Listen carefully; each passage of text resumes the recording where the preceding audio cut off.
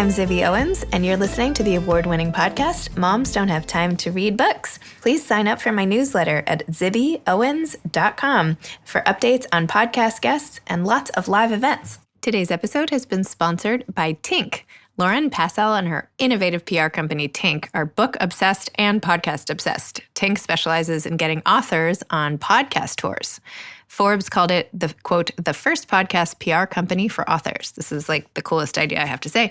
Podcasting is a new wild world, and pitching to podcasters like me, I guess, is an art. So Tink specializes in setting authors up for success. To learn more, you can visit tinkmedia.com or subscribe to Lauren's podcast newsletter at podcastthenewsletter.com. So definitely check out Lauren. She's amazing. And for any authors out there, you should definitely check her out for getting your book onto fantastic podcasts like this one and so many other book podcasts out there, and all types of podcasts. I'm here today with Cécile David-Weill, who is a French-American author born and based in New York. She's a mother of 3 and a grandmother of 7. She studied literature at La Sorbonne in Paris. She is the author of 2 novels in English called Crush, under the name Cecile De La Baume, and The Suitors. She was a regular contributor to the French magazine Le Point, P-O-I-N-T, I don't know, can't speak French, with a column entitled Letters from New York. Her latest book is nonfiction, part memoir and part guide, called Parents Under the Influence, Words of Wisdom from a Former Bad Mother. Welcome, Cecile. Thanks for coming on Moms Don't Have Time to Read Books. Thank you, Zibby, for having me. Of course, it's my pleasure. And I love this French accent of yours. Like, I love it. It feels so exotic. Like we're so having such a chic little, like we're having tea or something. I don't know. That's very kind of you. I'm a little sad, nevertheless, because I think I'm having a great American accent, and then each time I'm said, I understand that I don't. I mean, it's great, regardless. So can you please tell listeners what Parents Under the Influence is about? And the subtitle is Words of Wisdom from a Former Bad Mother, which I still find hard to believe that you were a bad mother. So, well, in fact, it's part memoir and part guide. And the point of the book was to share my experience as a parent and to have it cross-examined by the specialist to which I talked during the very serious research I did for years. And I put all this in very regular mom words. So the book is about the huge gap between the usual stuff we're told about parenting, which things like all you need is love or trust your gut, and the reality of parenting, which I found out from my own experience is much more complicated, anyway, for me. Of course, love is totally indispensable. It's crucial, but it's not enough. You need also, as in any relationship, I think, guidelines and advice and work, because love can hurt, even if it's well-intended. As for the gut part, I thought it was the expression of our love for our children when I was thinking trust your gut. But in fact, I found out that it is more the reproduction of our own upbringing. And that's gut is reproduction. So if we had amazing parents, which happens, it's a good thing because we don't have any problems. We reproduce very good behaviors. We bond with our kids. We enjoy being with them. And we give them values, structure, everything. And then we don't need to read the book. But when we have... Don't say that. Everyone, you should not... Now you're telling people not to read your book. No. Well, it is a rare thing to have absolutely amazing parents. But if you have more regular type parents that are not flawless, which is, of course, the major part of people, chances are that you have suffered. I have suffered during my childhood, even if it's not in a really spectacular way or major way. And that suffering still acts in us, in me. And the wounded child is, acting up and making us reproduce our childhood, even the very things that we thought and we really didn't want to do. And it is a very distressful thing to realize, because we would like to think of ourselves as parents who are, parenting with free will. And I was familiar with the notions of unconscious mind. I mean, everybody is. We know that we all are shaped by our childhood, that we have unconscious mechanisms and patterns that impact our life. But we don't think, and we don't want to think about the fact that it could interfere with our parenting, since it is, for us, the place where we are supposed to be the most mature. So it is super disquieting. And when you say under the influence, what you really mean is we are under the influence of our parents, right? Good or bad, right? That's part of it. Yeah. We're under the influence of the examples that they set, the way we think we're supposed to parent, or what you were saying before, having a radically opposite approach to parenting because of the way they modeled behavior for us. Yes. And that's, we are totally molded by our childhood. And some things are really good, and it's a way to transmit cultures, values that works, because we mimic our parents, and it's most often very fine. But when we do reproduce the behaviors that really made us suffer, then it becomes to be a problem. And I had a hint that maybe it could happen, because I knew about the thing about the unconscious mind. And I thought that the good idea would be to do the opposite of what was really, a problem in my childhood. And in fact, I met many people who don't speak about that to their friends, but they vow to themselves in a very solemn and deep way. When they have children, they vow to not do what they have suffered from. Right. And they think, and it's the only thing that they really think about, because we don't have a lot of ways of thinking about parenthood. We don't have many tools to think about it. So that's the only visceral thing that we think. And I thought it was a good idea. And in fact, it turned out not to be. In fact, the very idea that we want to do the opposite is the sign that we are still very much under the spell of the suffering that we had, and that we are going to parent with us and this suffering in mind, and not our children. And, the funny thing is that, for instance, my parents were of the generation that really didn't get or know that children really need us in a very, very close way, to be living with them and bond. And it was not that generation. They were very kind, but in a more distant, absent way. And they gave lots of good things and structures and values, but the bonding part was a little lacking. So I thought, okay, I'm going to do the opposite. I'm going to be very much with my kids. And I'm going to be all the time with my kids, the most I can be. And I thought it was great, because what could be said against that idea? It's a great idea. The only thing is that I didn't know how to behave with my kids, because I wasn't used to being with my parents. So I didn't know how to behave with my kids. And since I had lots of reasons to be nervous, because I didn't find I was doing so well, I was nervous, and I was not engaging in a very enjoyable way with them. And so, in fact, either I was bored or they were bored. Anyway, we didn't really connect. And the time we spent was rarely a very good quality time. So they felt as lonely as if I wasn't there. And the paradox was, I felt lonely during my childhood because my parents weren't there. And my children felt lonely because I was too much there, because I didn't know that I was not supposed to do the opposite, but do better. And since I didn't know very much how to enjoy myself with them, I had to learn that. And I had to maybe stay less with them, but do only enjoyable things and the usual stuff you're supposed to do with them. That's of course, but that would have been a revelation that I would like to have had beforehand. And that's what the book is about. The very ideas that make you do mistakes are the ideas of parents who want to do well. That I find very unfair, because it's not the bad parents, the bad mother in the way that, we do it on purpose, or we're bad persons, or we couldn't care less.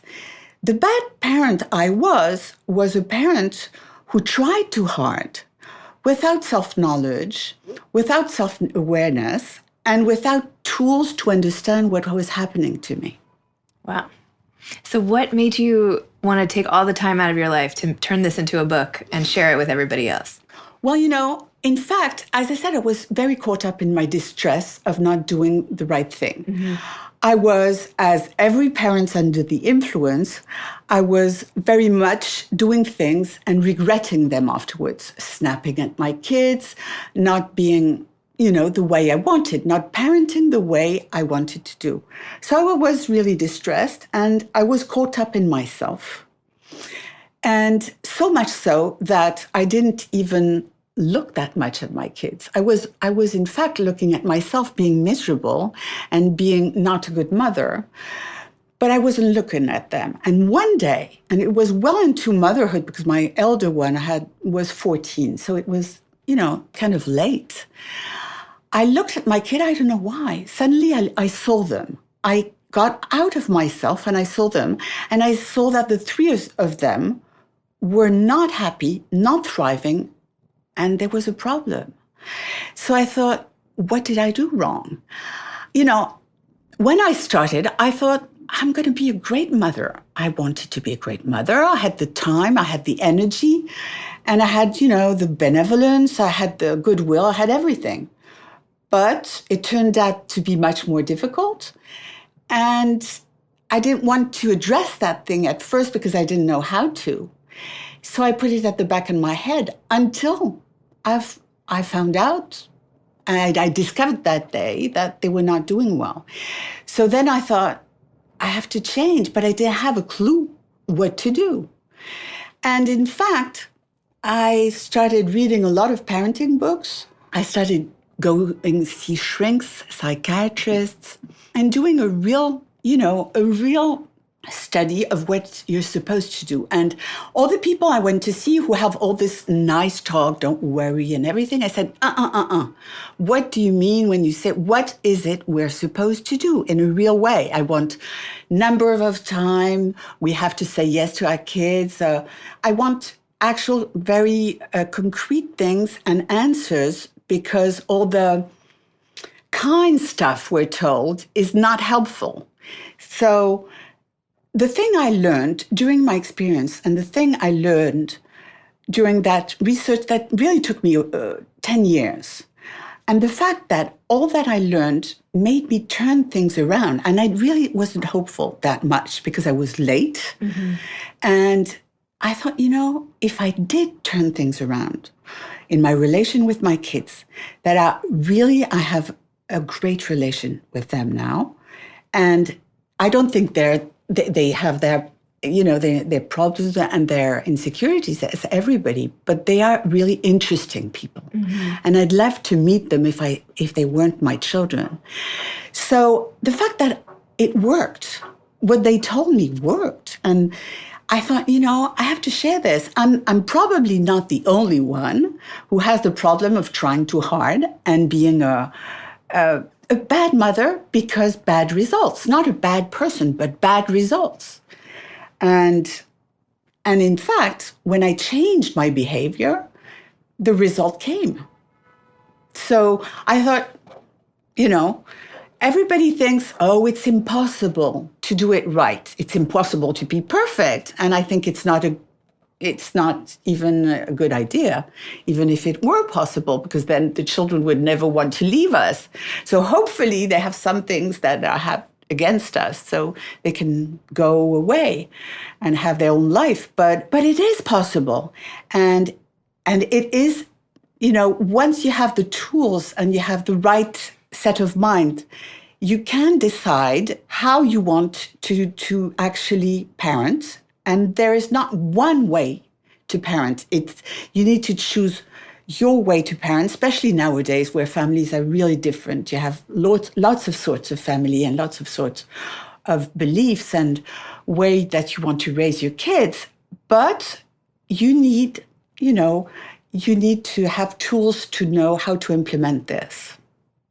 And you gave us the tools in your... Yes, that's what I'm doing in the book. I thought it was also great, by the way, that at the end of the book, after you go in depth into all the different topics, that you have like cheat sheets with like some of the most salient points all laid out. So in case you forget or you want to refer back, they're all right there. So yes. That was lovely. Thank you. In fact, it's my son because, I wrote this book as a grandmother and my children have children.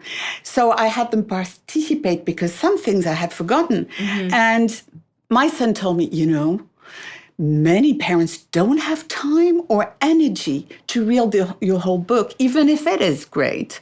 And so do that at the end, like the basic points, the what to do, what not to do, because it can be useful. And then they could go back to the book if they want. So Good tip, son. Exactly.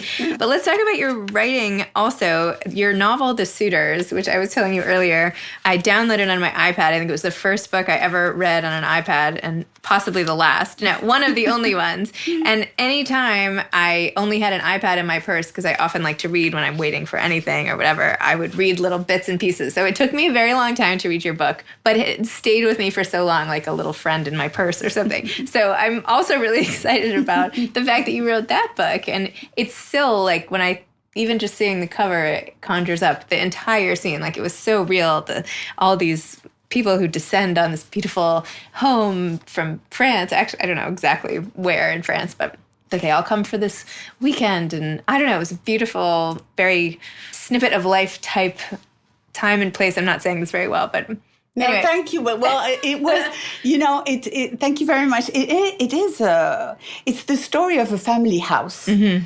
Yes, that is set in Cap d'Antibes in the French Riviera. And in fact, it's the story of two sisters who don't want their parents to sell the family estate. That's right. So they have suitors, yes. 3 possible rich suitors come each for one weekend to check them out and see if they could be possible contenders to marry and buy the family estate. And it's a social comedy. And I really had a lot of fun writing it, but also it was something important to me because it is a novel. And the characters are made up, but the house isn't. And it is actually a house of my childhood. And it is a place that I wanted to portrait and to make it stay in something like book that can stay forever, because it is such a way of living that is no longer anywhere. It's like a little Downton Abbey before the 2008 financial crisis, and with the guests, the staff, and all the menus and the recipes and all the rules of the house. And it is also a book about conversation and also about being sisters and the love between two girls, So it is also something that is close to my heart because it was kind of an homage to a way of living that is no longer, not even in this house that we still have in our family, but it's no longer that way. And it was also fun because it's about new money and old money. And that house is set in a bay where that family is the only French who stay in the bay because they have Russians and Saudis and Iraqis and Greek and they are surrounded by the new money. They are old money. So when they have mosquitoes, they just lit a candle, whereas the others have very expensive machines to burn mosquitoes with a lot of light and a lot of noise. And also with the new suitors, the suitors that are new money arriving in the house, there is the Wall Street guy, and there is the tech billionaire who loves yoga and vegan food. And so it is a book I like, and I'm happy that you like it too. And you even wrote a guidebook about New York, things you've noticed in New York in French. You have a number of books in French. Yes.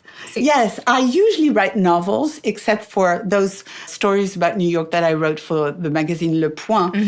And I put myself in the shoes of a newcomer, which I was 15 years ago, because I was just arrived in New York after being born here and spending, my early childhood here. And it was the look on New York that seems so amazingly exotic for us French. So that was one nonfiction thing. And otherwise, it's only novels that I write usually. Are you working on anything new, another novel or anything? Yes, I'm working on a novel right now. And I don't really know what I'm doing, as usually. It turns out at one point, I hope.